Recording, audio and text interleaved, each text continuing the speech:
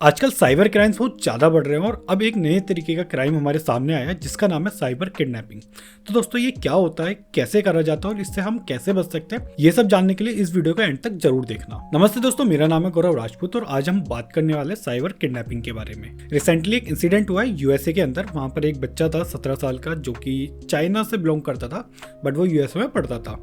अब क्या हुआ, कुछ लोगों ने, कुछ जो क्रिमिनल्स, उन्होंने 17 साल के चाइनीज स्टूडेंट को एक पहाड़ी पे जाके अकेले रहने के लिए मना लिया और वो लड़का वहां कई दिनों तक अकेला बिना किसी कांटेक्ट, मतलब मोबाइल से भी किसी से कांटेक्ट नहीं, बिना किसी को बताए उस पहाड़ी पे रह रहा था। वहीं दूसरी तरफ वो जो क्रिमिनल्स थे उन्होंने चाइना में बैठे उसके पेरेंट्स को फोन करा कि हमने आपके बच्चे को किडनैप कर लिया और उसे छोड़ने के लिए उनसे फिरौती मांगी गई। और यहाँ पर जो उसके पेरेंट्स चाइना में बैठे हुए थे वो डर गए और उन्होंने $80,000 उन क्रिमिनल्स को पे भी कर दिया। और जब यूएसए की पुलिस इस पूरे इंसिडेंट को इन्वेस्टिगेट करती है तो उनके सामने बहुत चौंकाने वाली बात सामने आती है कि मतलब ये एक तरीके की किडनैपिंग तो थी, लेकिन इसमें जो वो स्टूडेंट था, वो बच्चा था, उसे किसी भी तरीके से किडनैप नहीं करा गया। मतलब उसे फिजिकली किसी भी तरीके का कोई फोर्स नहीं करा था, उसे कहीं बांध के नहीं रख रखा था, ऐसा नहीं कि उसे उठा के ले गए, ऐसा कुछ भी नहीं था।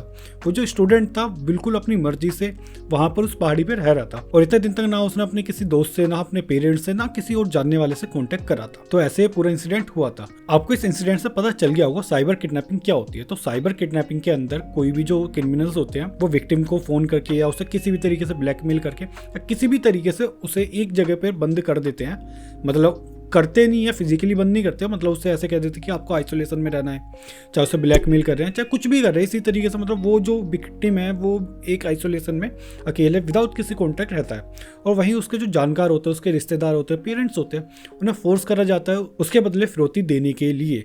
मतलब बिल्कुल वो ऐसा दिखाता है कि रियल में उसका किडनैप हुआ है, बट असलियत में ऐसा कुछ भी नहीं होता। वो जो विक्टिम होता है ना, वो भी बिल्कुल फ्री होता है, वो चाहे तो जा सकता है, बस उसके मन में इतना ज़्यादा डर डाल दिया जाता है कि वो चाहकर भी कोई एक्शन नहीं ले पाता।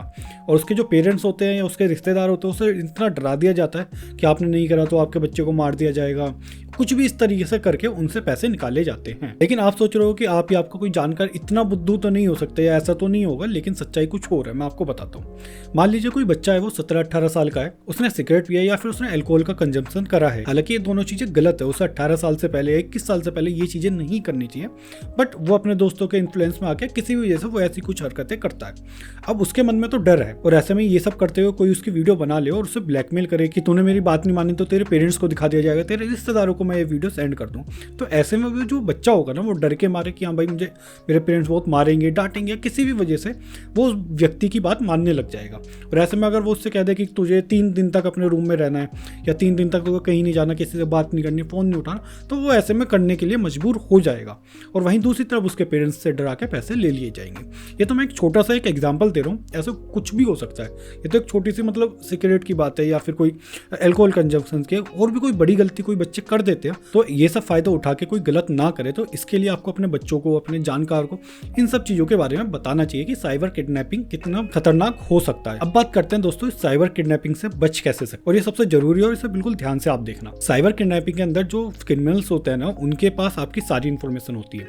वो आपको भी जानते हैं, आपके पेरेंट्स को भी जानते हैं और आपके बारे में बहुत कुछ जानते हैं। तो ऐसे में मैं मान सकती हूँ या तो वो बहुत तगड़े हैकर्स हो सकते हैं या फिर वो आपका कोई जानकार हो सकता है, जो आप, जिन्हें आप अपना दोस्त मानते हो, अपना करीबी मानते हो, या उससे कोई बहुत मतलब शुभचिंतक मानते हो, लेकिन वो कोई और ही है। तो आपको कुछ भी हो जाए, अपनी पर्सनल इन्फॉर्मेशन किसी के साथ भी शेयर नहीं करनी, अपनी वीडियोस, अपनी फोटोज किसी को भी नहीं देनी, और कोई ऐसा रिकॉर्ड भी करता है तो उसे वहीं रोक देना है। क्योंकि कई बार देखने में आता है कि जो लड़के होते हैं, लड़कियां होती हैं, वो अपने रिलेशनशिप में कुछ ऐसी पर्सनल फोटोज भी कैप्चर करते हैं, या फिर कोई बच्चा है वो कोई गलती कर रहा है, या मान लीजिए कोई जैसे एग्जाम्पल दिया सिगरेट का या अल्कोहल का, ऐसे कुछ है तो दोस्त उसके पार्टी में वीडियोज़ बना लेते हैं, या फिर कहीं बाहर जाते हैं तो कुछ भी ऐसा इंसिडेंट होता है तो ऐसी कोई भी वीडियो आपकी कैप्चर ना कर सके जिससे कि वो बाद में आपको ब्लैकमेल करे। चाहे वो आपका कितना भी अच्छा दोस्त हो, चाहे कोई भी हो, चाहे आपका गर्लफ्रेंड बॉयफ्रेंड हो, उस पर बिल्कुल भी भरोसा नहीं करना। और इन चीज़ों के लिए तो बिल्कुल भी नहीं करना, क्योंकि कल आपके बीच में लड़ाई हुई तो सबसे पहले वो आपको ब्लैकमेल ही करने वाला है। दूसरी चीज़ है, आपको जब भी ऑनलाइन कोई प्लेटफॉर्म यूज़ करते हो, चाहे इंस्टाग्राम है, फेसबुक है, कोई भी प्लेटफॉर्म यूज़ करते हो, तो आपको लिमिटेड इन्फॉर्मेशन ही वहाँ पर पोस्ट करनी है।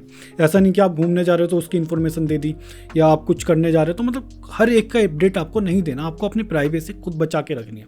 आपको सिर्फ उतना ही शेयर करना है जितना लोगों को जानना जरूरी है, या फिर आपको लगता है कि इससे आपको कोई हार्म नहीं होगा। ऐसा नहीं है कि आप दिन में ही 4 पोस्ट कर रहे हो कि मैं यहाँ गया, इस कैफे में गया, क्योंकि कोई भी व्यक्ति जो हैकर है या कोई भी इस माइंडसेट से काम कर रहा है आपके डेटा का गलत इस्तेमाल कर सकता है। तीसरी चीज है, आपके जितने भी अकाउंट्स है, जितनी भी प्रोफाइल्स आपका पीसी है, उन सब पे स्ट्रॉन्ग पासवर्ड लगाना है। क्योंकि मान लीजिए आप कोई लैपटॉप यूज कर रहे हो, उसका जो पासवर्ड है 1 2 3 आपने सेव कर लिया, और मोस्टली लोग करते भी ऐसे हैं, अपने लैपटॉप या डिवाइसेस पे ज्यादा स्ट्रॉन्ग पासवर्ड नहीं लगाते। और ऐसे में जो हमारे साथ वाले लोग होते हैं ना, वही उस डिवाइस को एक्सेस करके आपकी जो कुछ प्राइवेट चीजें, आपकी जो पर्सनल चीजें, वो वहां से एक्सेस कर लेते हैं, उन्हें कॉपी कर लेते हैं, और बाद में वही आगे चल के आपके लिए परेशानी खड़ी करती है। तो आपको अपने डिवाइसेस पे, अपने अकाउंट्स पे, सब पे बहुत स्ट्रॉन्ग पासवर्ड रखना है। एक चीज और आपके साथ शेयर करना चाहूँ कि आप कोई एक अच्छा खासा एंटीवायरस अपने मोबाइल में और अपने पीसी में जरूर इंस्टॉल करना, क्योंकि जो एंटीवायरस होते हैं ना, ये आपको बहुत सारी चीजों से बचा लेते हैं। मैं ऐसा तो नहीं कहूँ कि आपने अपने डिवाइस के अंदर एंटीवायरस इंस्टॉल कर लिया तो आपके साथ कोई भी फ्रॉड नहीं होगा।